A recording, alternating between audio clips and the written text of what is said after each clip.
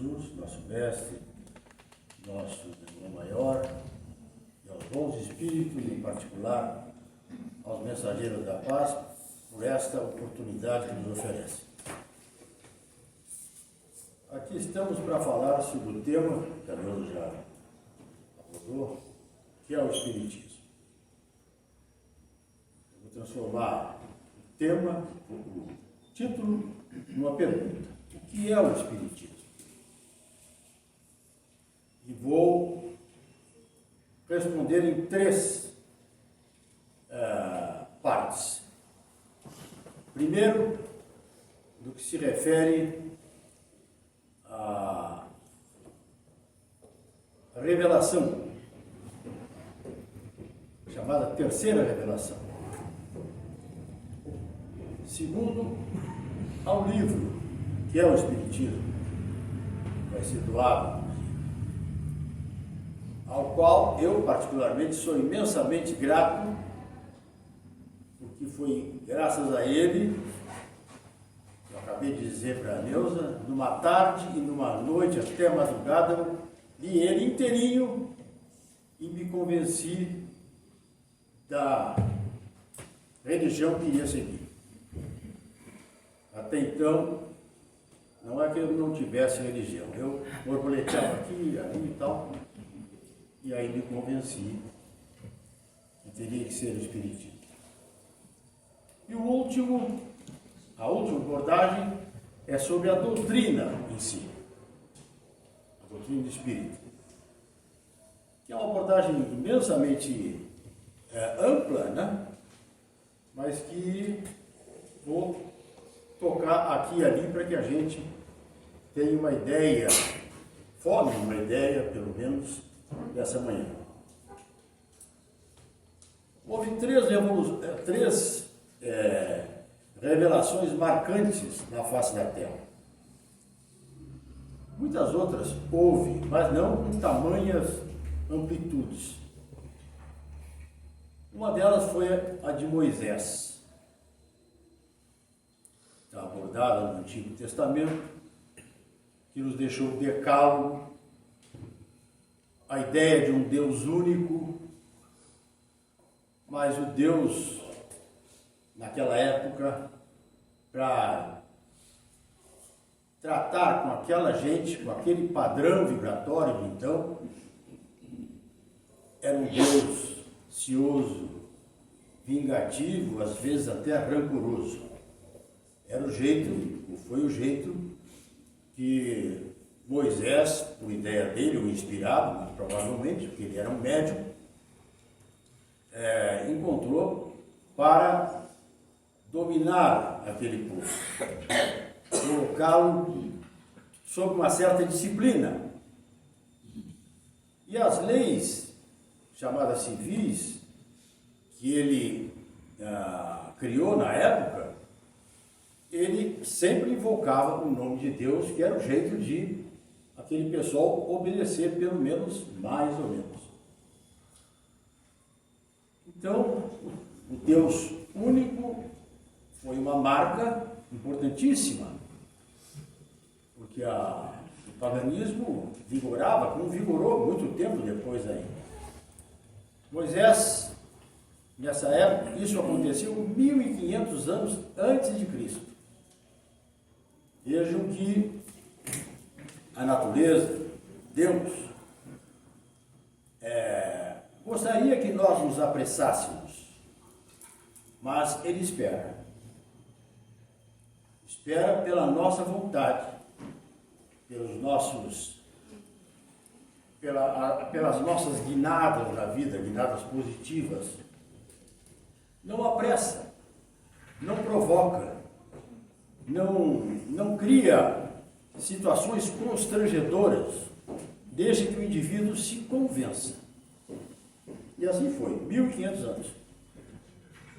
Nesse intervalo, 500 anos antes de Cristo, apareceram Sócrates e Platão com a sua filosofia, que tinha muito a ver com o cristianismo.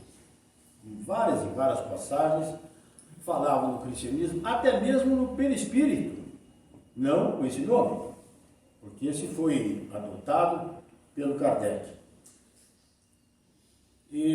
Mas muitos outros profetas, se chamavam na época, filósofos também, abordaram, falavam sobre o além, sobre outra vida, mas sem nenhuma precisão que pudesse convencer as pessoas. Ficava aquilo meio no ar, falava em espírito, falava em alma, mas os espíritos eram tidos como entidades à parte na criação. Indivíduos que estavam assim com Deus e, para a maioria das criaturas, seres privilegiados. Passado esse tempo, os 1500 anos, então apareceu Jesus, que chegou falando no Deus único, mas acrescentando que Deus era infinitamente bom e justo, contrariando o Moisés. Contrariou também Moisés no que respeita aos preceitos dele. Na época era apregoado que o indivíduo tratasse nas relações com os outros na base do olho por olho, dente por dente. Jesus, contrariando isso, falou em amor. Falou mais do que em amor, falou que fora da caridade, com toda a sua amplitude e a humildade, não haveria salvação. O que significa salvação? Elevação do indivíduo. Elevação espiritual do indivíduo. Mas ainda não teve condições de falar tudo o que precisava. E mais do que isso, muitas coisas que ele falou, para não deixar em branco alguns temas, ele falava de forma velada, por figuras de linguagem, por parábolas, porque sabia que aquele povo, naquela época ainda, não tinha alcance para entender toda a profundidade da sua fala. Mas acenou com a outra vida, dizendo que o reino dele não era desse mundo. O que nos chama, ou nos leva a entender, ou pensar no mundo espiritual. No capítulo 6 do Evangelho segundo o Espiritismo, o título O Consolador,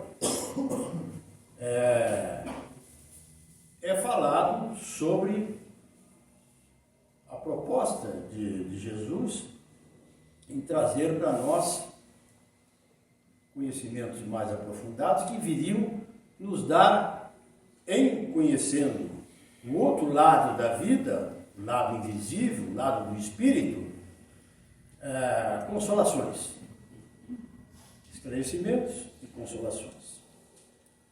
Mas tendo em vista as condições a que já me referi da época, Jesus, e é isso que está lá no capítulo 6 do Evangelho segundo o Espiritismo, nos fala que ia pedir ao Pai, depois que ele se fosse, que nos mandasse um Consolador, que viria esclarecer aquilo que ele não pudera esclarecer então, e mais do que isso, trazer outras verdades que nós precisávamos ouvir, entender, conhecer.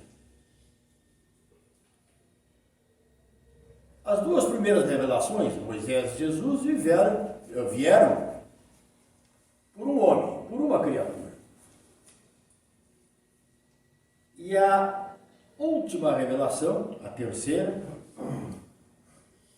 foi semeada na face da terra em vários países, por vários médiums intermediários entre o mundo espiritual e o mundo físico, e também por vários espíritos.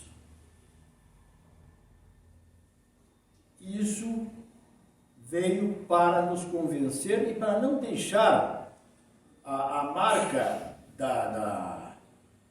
ou a competência para uma pessoa só. No mundo moderno, em que a ciência já havia evoluído, moderno, século XIX, final do século XIX, a ciência já havia evoluído muito. Num país, a França, em que, diz a história, 43% das cabeças pensantes do mundo havia nascido lá, naquela época. E nessa época também nasceu, ou melhor, pouco menos de 50 anos antes, o Allan Kardec, que tem o mérito de ter sido o codificador, aquele que colocou ordem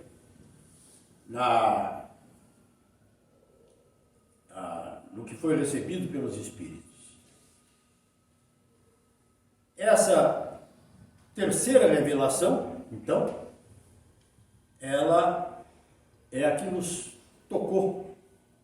Nós que somos criaturas já mais evoluídas em relação à época de Moisés e mesmo à época de Jesus.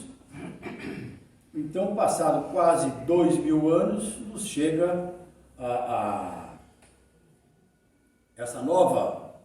esse novo entendimento, essa nova doutrina, foi chamada assim por Kardec, doutrina, que aborda de forma mais aprofundada e com um entendimento também mais aprofundado do que seja o espírito humano. O livro,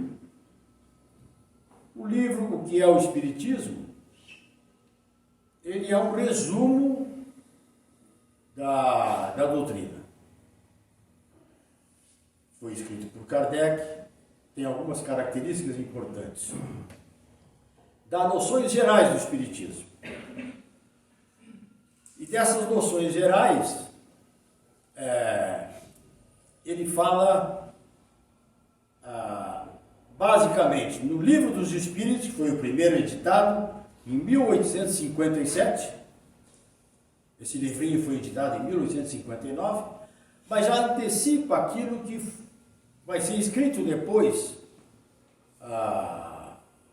pelo Kardec, via Espíritos, que são o Livro dos Médiuns, editado em 1861, o livro, o Evangelho segundo o Espiritismo, que é o Evangelho cristão, resumo das leis de Deus, visto à luz do Espiritismo, principalmente no que tange aquelas passagens em que houve muita dificuldade de entendimento. Visto pela abordagem espírita, as coisas ficam claras, bem mais claras. Depois veio o céu e o inferno. O céu e o inferno é o livro que traz a justiça de Deus, a aplicação da justiça de Deus. Não Deus ali como um juiz, ditando as punições ou as bênçãos. Aquilo que as pessoas vão receber, passada a vida física, em consequência daquilo que semearam enquanto aqui estavam. É um livro importante porque nos dá com maior clareza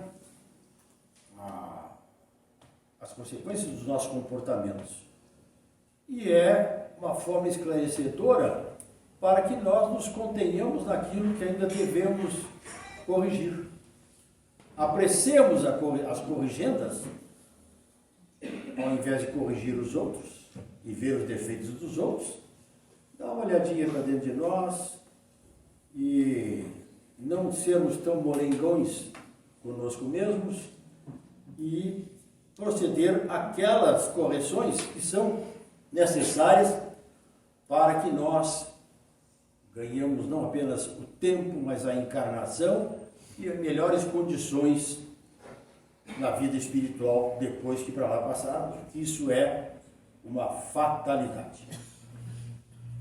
Queiramos ou não, mais cedo ou mais tarde, todos embarcaremos nessa canoa. Então, e por último vem o livro A Gênese, editado em 1869, foi o último livro que em vida o Kardec editou. Depois vem Obras Póstumas, foram editadas em 1890, mas com a ajuda da própria esposa dele e dos companheiros dele, que fizeram um apanhado de tudo que ele tinha escrito e que não constava ainda nos livros já editados. A Gênese vai tratar dos milagres e das predições. Mas vai dizer também, com a maior clareza, e é uma das coisas que o Espiritismo insiste em dizer, não há milagres. Não há milagre. A vida já é um milagre. Mas esses milagres que a gente espera toda hora e fica rezando ansiosamente nos cantinhos, pedindo que aconteça, isso não existe. Aí perderia até o valor de milagre, as características de milagre. E as leis de Deus são leis eternas, não estão postas para que qualquer um de nós, ainda mais na nossa insignificância, com todo o respeito aos senhores, falo da minha, fique pedindo a todo instante que as leis sejam derrogadas para se acomodar aos nossos interesses. Isso não existe. Mesmo porque nós vivemos num mundo de expiação e provas. Que mundo é esse? É esse. Ainda vigora o mal e nós estamos aqui por absoluto mérito. Não houve erro de CEP, como a turma fala. Não há erro nenhum. Aqui estamos porque aqui temos que estar. É o resultado daquilo que plantamos em vidas passadas por conta da nossa ignorância. Então, o livro dos Espíritos fala resumidamente em tudo isso e acrescenta aí no diálogos que o Kardec teve com 3 indivíduos. Um crítico, que era crítico contumaz contra o Espiritismo, e o Kardec fala com ele com absoluta clareza e até com uma certa dureza. Não se submeteu às ameaças veladas que o indivíduo fazia. Inclusive dizendo que ele precisava ser convencido. O Kardec não. Nós não fazemos isso. O Espiritismo não quer fazer esse papel. Convença-se. Convença-se. É questão pessoal. O outro era um cético. Não aceitava nada, ateu, mas queria saber mais. O Kardec diz, olha, compareça espontaneamente às reuniões espíritas. Eu estou falando aqui de forma bastante resumida, os diálogos são longos, e vá se convencendo, se assim quiser. Não fazia proselitismo, não queria arrastar pessoas para o Espiritismo. E por último, um padre. O padre, em resumo, queria que o Espiritismo se dobrasse aos dogmas da Igreja, que era poderosíssima. A Igreja foi poderosa por centenas de anos, né? Mandava e desmandava. E o padre queria então que o Kardec, que é o Espiritismo, se dobrasse aos dogmas. E o Kardec fez ele entender que os dogmas tinham muito pouco significado se não estivessem de acordo com as leis de Deus. Porque ditar dogmas é como ditar achismos. Tem que ter base, tem que ter lastro. E por fim, e aí aparece ainda lá no Livro dos Espíritos, 162 abordagens que resumem a doutrina. É interessante, se alguém tiver interesse em ler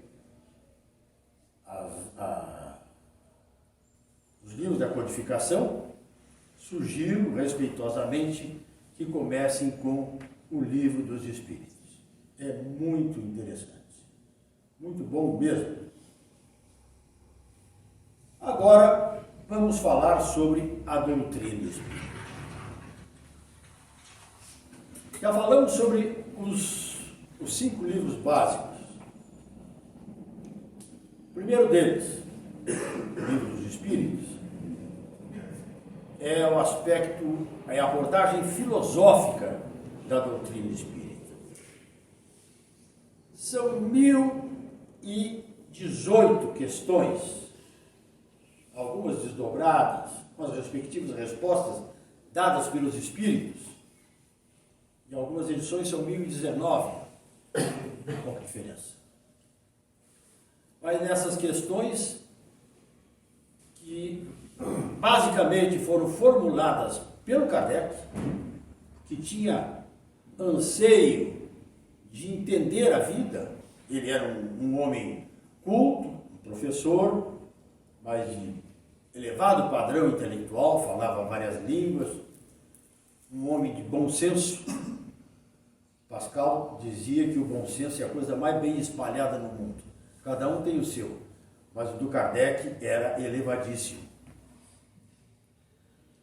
E um homem dedicado, trabalhador.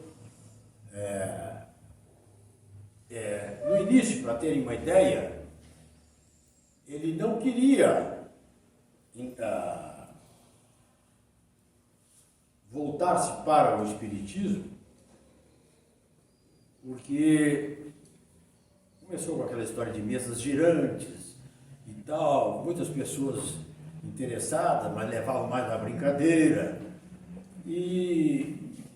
Mas as coisas foram tomando um tal vulto que as mesas não só giravam, como começaram a agir de forma inteligente, dar respostas inteligentes, ainda que com uma dificuldade imensa, né? Porque era por pontos, representando letras e tal, por pancadas.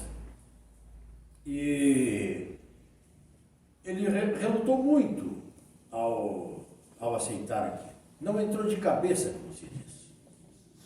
Até que conhecidos dele começaram a insistir, a convidar, e ele cedeu. E depois, esse convite resultou em ele ter que colocar ordem. Eram 6 os amigos dele.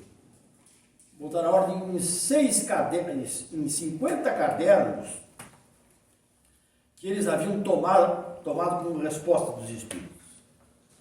Ele passou um trabalho danado, era um homem muito ocupado, colocou ordem naquilo tudo, e aí começou a assistir às reuniões que na época eram feitas em casa, família.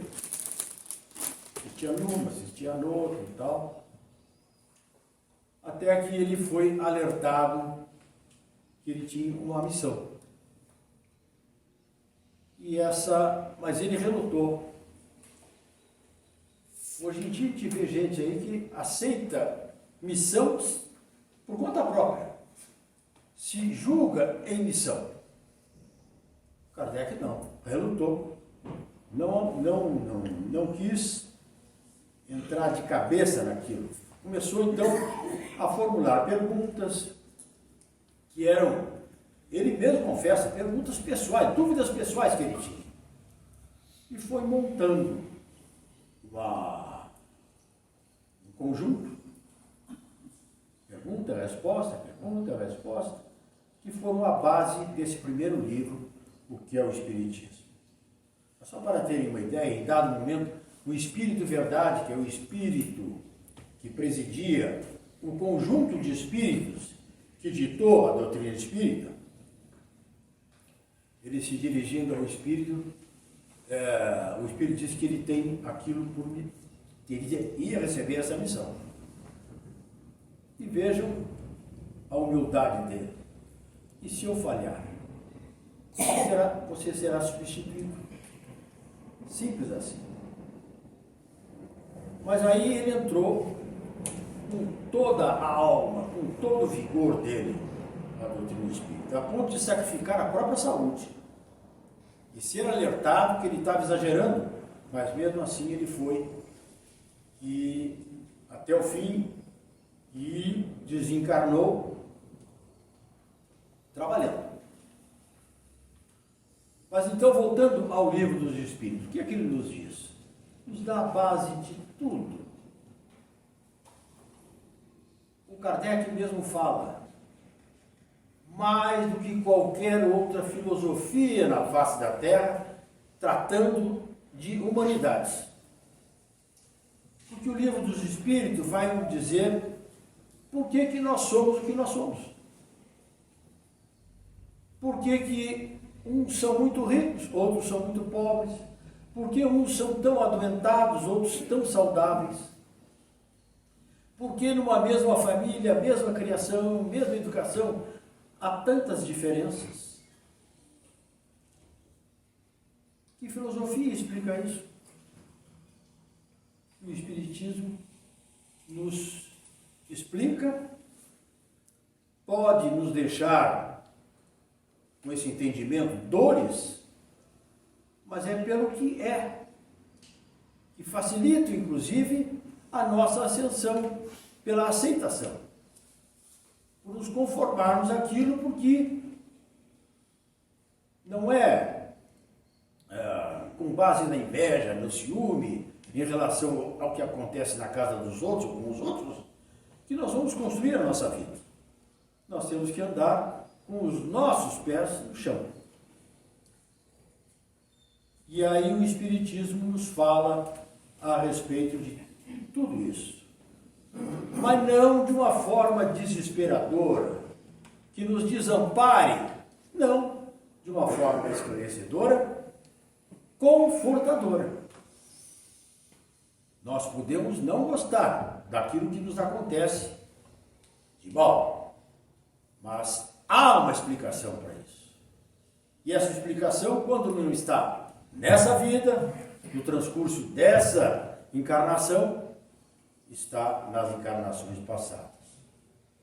E é pelo Espiritismo que a gente vai saber, nós que estamos aqui, com essa racionalidade, com essas competências lógicas, somos criaturas que temos já centenas de milhares de encarnações.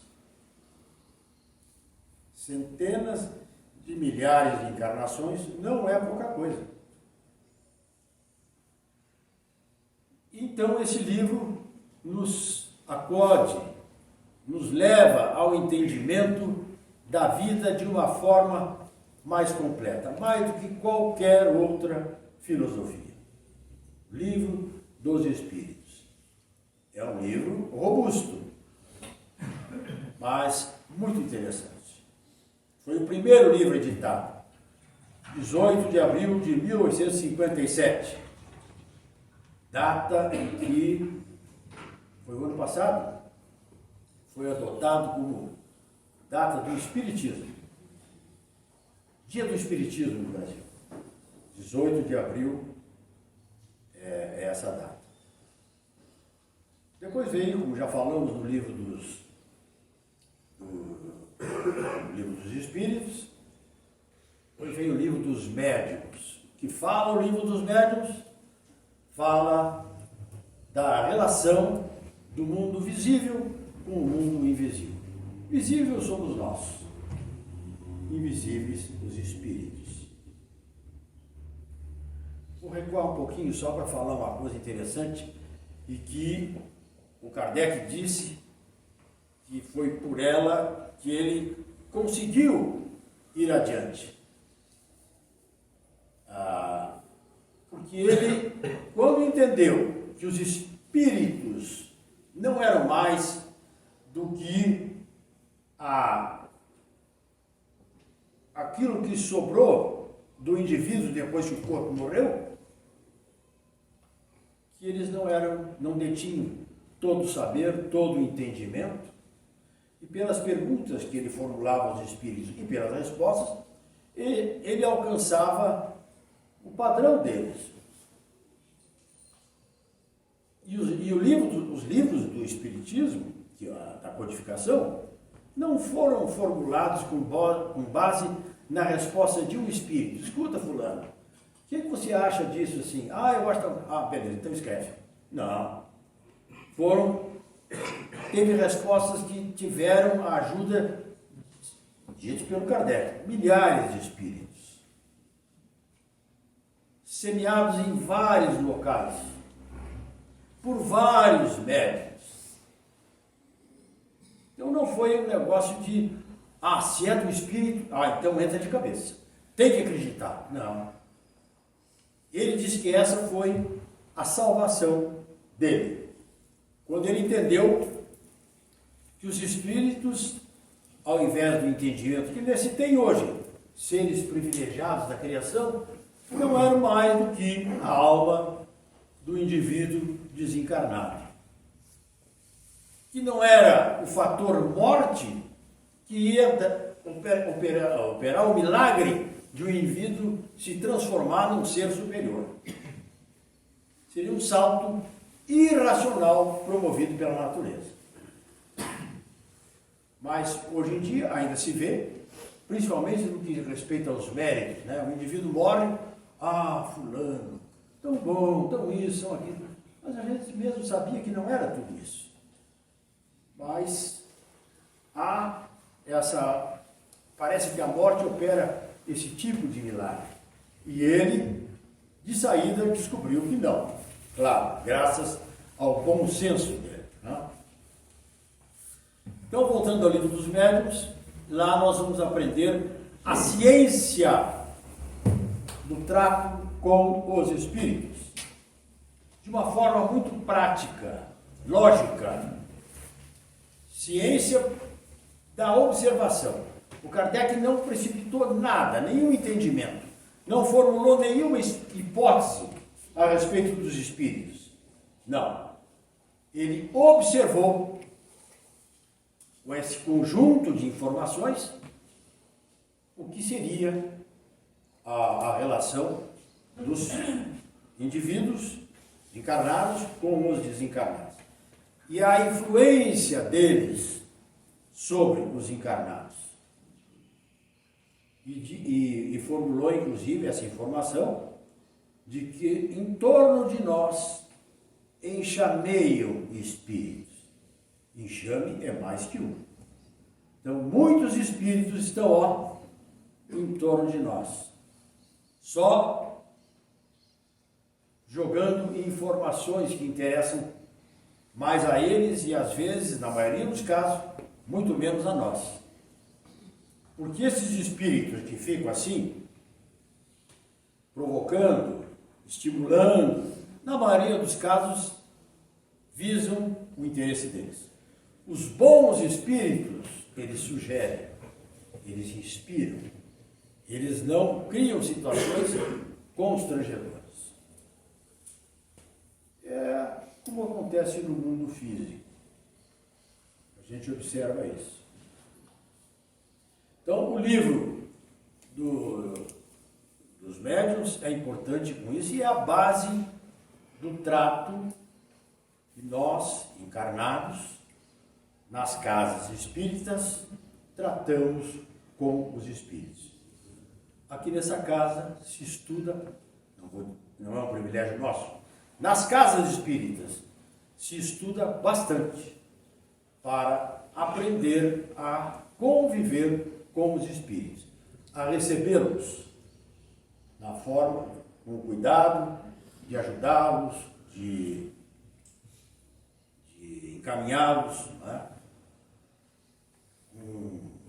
Sempre com um bom propósito, inspirados pela doutrina espírita, ou melhor, pelo cristianismo, porque o espiritismo não é mais do que o cristianismo visto sob a ótica do entendimento dos espíritos, da existência dos espíritos. Depois veio, em 1864, o Evangelho segundo o Espiritismo. Os espíritos superiores, os livros que ditam, sempre se referem ao Evangelho, falam da importância do Evangelho, que é o livro mais importante do Espiritismo. Porque são as verdades ditadas por Jesus, que traduzem em parte, claro, não a totalidade, as leis de Deus, as leis naturais, mas com o entendimento do Espiritismo. E essas verdades são ditas de tal forma que qualquer um de nós pode transitar por elas, se quiser, ainda hoje, porque elas são pé no chão.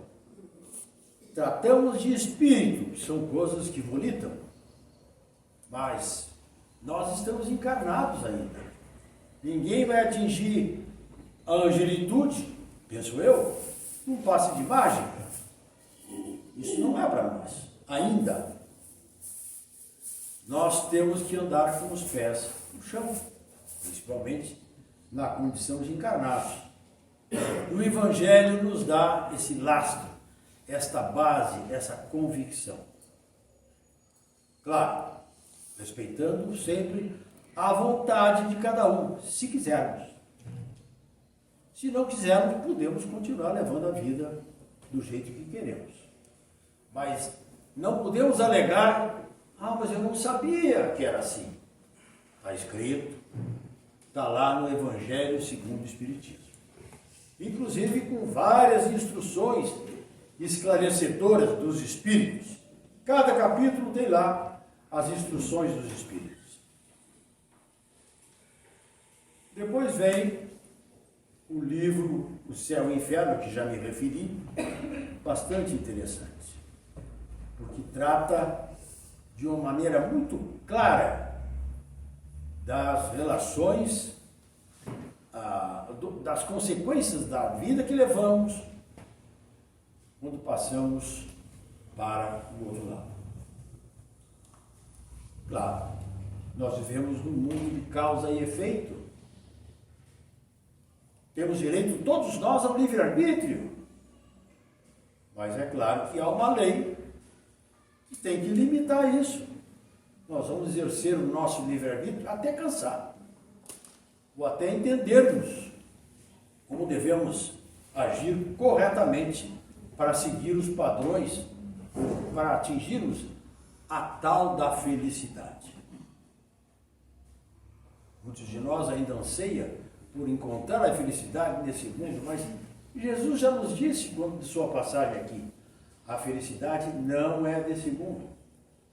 Como que diz, não se iludam, não busquem descaminhos atrás dela. Tem um custo, tudo tem um custo na face da terra. E nada é dado assim por informação. A informação é importante, mas tem que se tornar conhecimento em nós. Colocar, ser posta em prática depois. Para que nós possamos transitar, andar de forma segura. E por último, o livro da Gênesis, né? Que vem nos dizer dos chamados milagres. Jesus fez milagre, mas ele dizia para os apóstolos: vocês podem fazer isso. Vocês podem fazer isso e as futuras gerações farão. E ele tinha a competência, claro, muito mais do que nós. Para que se tenha uma ideia, Jesus já existia quando a Terra foi criada. Então, o Espírito, anos-luz à nossa frente. A Terra tem quantos anos mesmo? 4 bilhões. Quanto? 4 bilhões de anos. 4 bilhões e 500 mil anos. Então, são anos para chuchu. E Jesus já existia, quer dizer, ele já era um espírito de luz para ser um dos criadores da Terra, tornado depois governador desse planeta.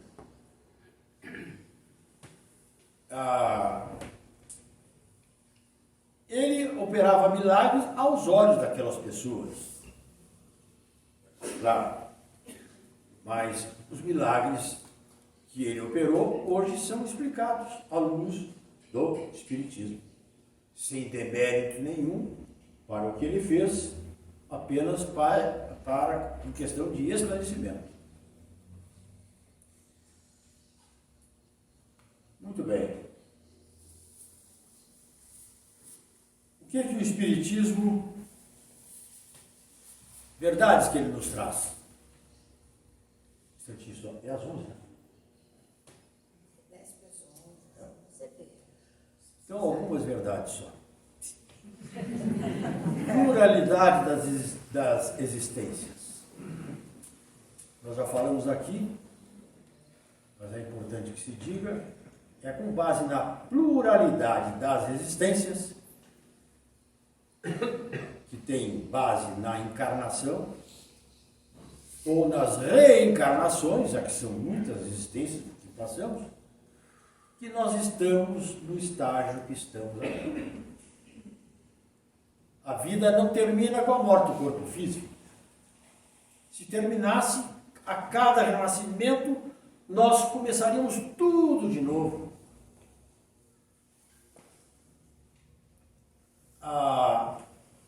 E nós não somos, e não é assim que acontece.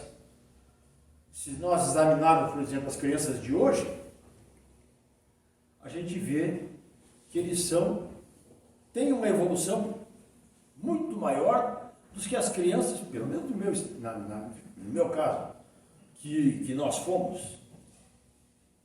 Eles já vêm com um chip implantado, mas é conquista deles. Eles já construíram, ou já se construíram para chegar aqui. E é o que nós temos que fazer. Nós somos, e os Espíritos dizem isso com a maior clareza, nós somos filhos de nós mesmos em relação ao progresso.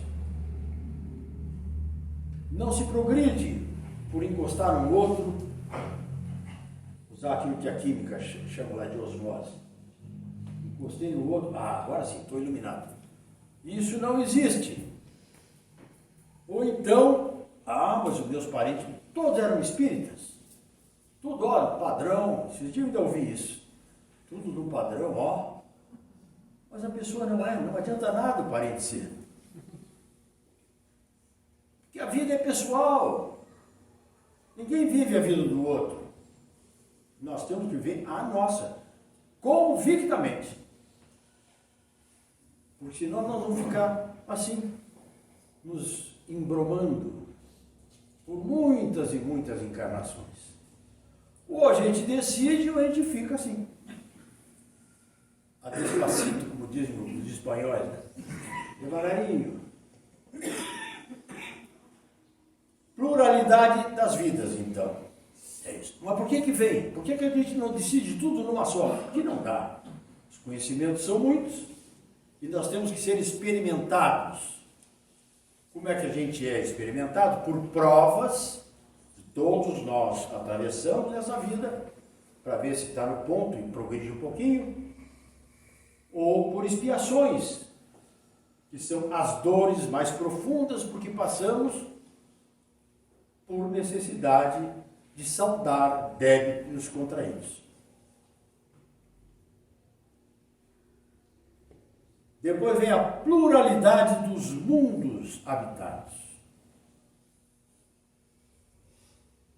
O que significa isso? Mundos. Os mundos não estão aí postos no universo para encantamento nosso, mas eu adoro aquela estrelinha lá. Toda tarde, assim, ela é a primeira que aparece, Vênus. Tinha um conhecido que dizia isso. Eu adoro aquela estrela, fico na janela olhando. Mas ela tem o seu histórico. Lá existe, tem que haver espíritos.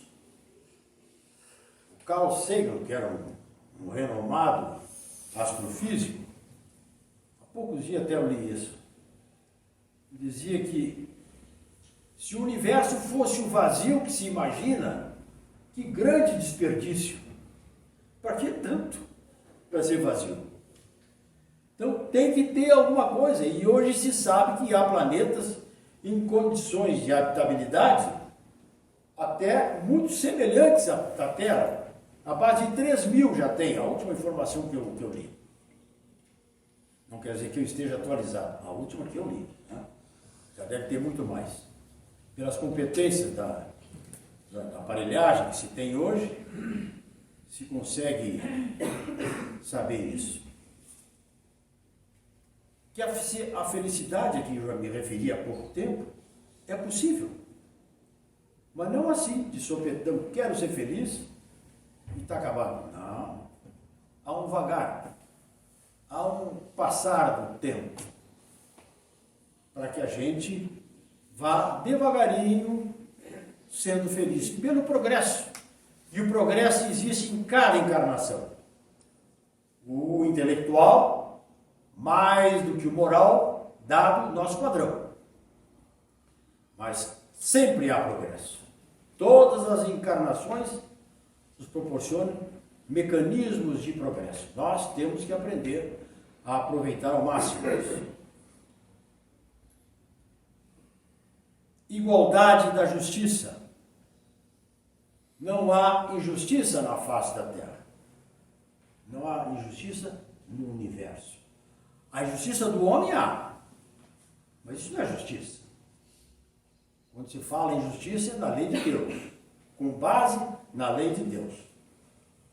Não há injustiça, não há sorte, não há azar. Imagine um mundo jogado à sorte, nas mãos da sorte e do azar, o que seria? Cada passo um tropeço ou uma dúvida. Vou ter que terminar, né? Mas o Espiritismo exige de nós e nos convida à chamada fé raciocinada. Parece paradoxal. Como é que o indivíduo vai ter fé que a maioria de nós acha que tem que entrar de cabeça? O Espiritismo pregou que ela deva ser raciocinada. Mas é a única fé que convence. A outra não nos convence, nos ilude. Nós temos que ter fé raciocinada. E o Espiritismo nos proporciona todos os mecanismos para que a gente conquiste esse tipo de fé. Eu vou repetir aqui o que o Kardec nos deixou para encerrar. Nascer, viver, morrer, renascer, progredir sempre. Tal é a lei. Muito obrigado. Tenha uma boa semana. Que Deus acompanhe.